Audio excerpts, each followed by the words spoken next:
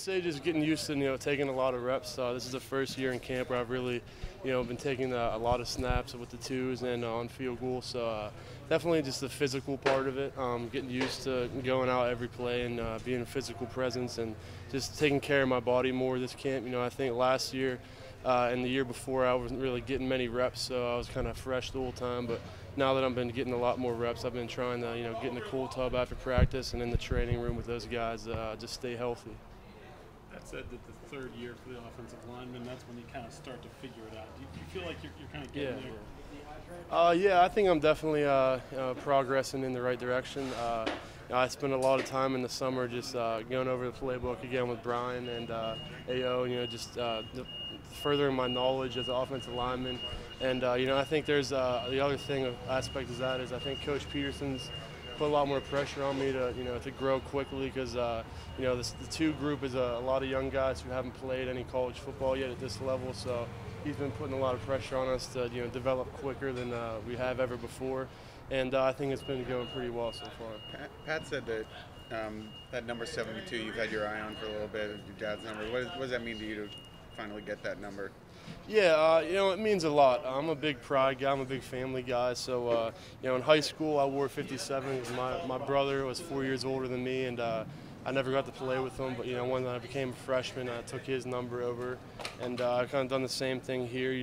Carson Baker wore 72 the last 2 years. A pretty good offensive lineman, a close friend as well. And I kind of talked to Carson Van Lin when he came in because they gave him the number, and we kind of just switched, and it's been pretty good from there. Was there any sort of, I know professional sports, there's sometimes some deals involved with that, or was it pretty easy to convince him to give you the number? No, yeah, it was pretty easy. Yeah. He kind of wanted to switch his number too, so I was just like, hey, let's would you care to switch? My dad was number 72, and he was like, yeah, I wanted to switch my number too, so it was a pretty easy process. What's your dad think of it? I don't know. I mean, I haven't really talked about with him much. My mom called me last night and told me that you could tell that he's really happy about it, and that's a good thing. Definitely trying to honor him with a number and just carry on the legacy of Pitt. Pitt's a big tradition school, and that's just what I'm trying to do. You talked about Coach Pete trying to sort of get you guys going, get you to progress quick, but at the same time, are you a pretty patient guy, knowing that if maybe it doesn't come this year, it'll be another year? Because nowadays in college sports, people transfer all the time if they don't play right away. Are you pretty patient in that sense? Yeah, I think I've been pretty patient with it. It's all a process. I know that coming in, I probably wasn't going to play much.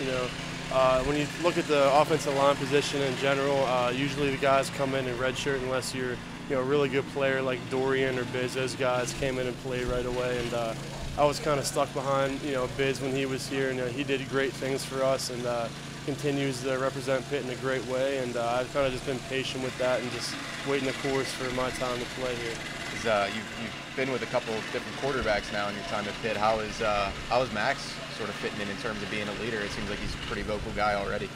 Yeah, I think he's done really well. He's came in and learned the playbook pretty quick. Kind of had a little period there just getting used to the guys in the offense and the whole team in general, and I think he's done a really good job, during camp of stepping his game up and being more of a vocal leader during camp. And another guy, I think Ben has done really well.